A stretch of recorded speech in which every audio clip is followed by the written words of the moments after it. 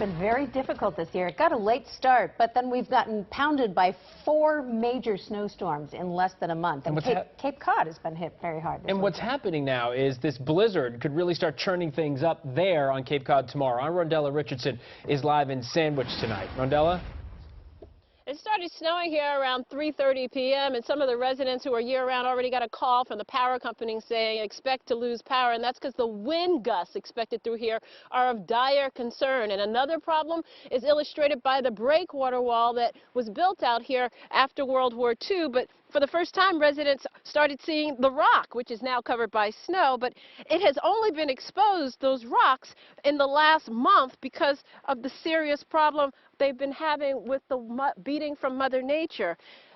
It's been a serious problem here. The last storm in January, they experienced a lot of their staircases just going away. Only 3 lucky residents are able to keep their beach staircase.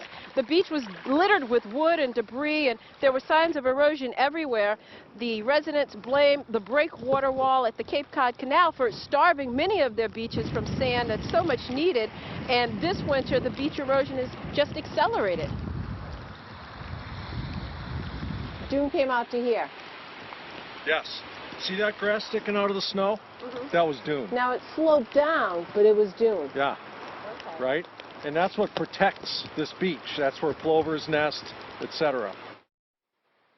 The January storm also took the biggest bite out of the dunes so far. There's a dire need for help now from the Army Corps of Engineers, but many worry it could come too late. Residents have taken some of their own stopgap measures. You can see that sand fence over there, and that helps capture some of the fan when it does come back in, and the hope is that some of this grass continues to grow back. But they're really worried about what could happen overnight with the wind and the high tide here in the Sandwich area. Live in Sandwich, Rondella Richardson, WCVB News Center 5.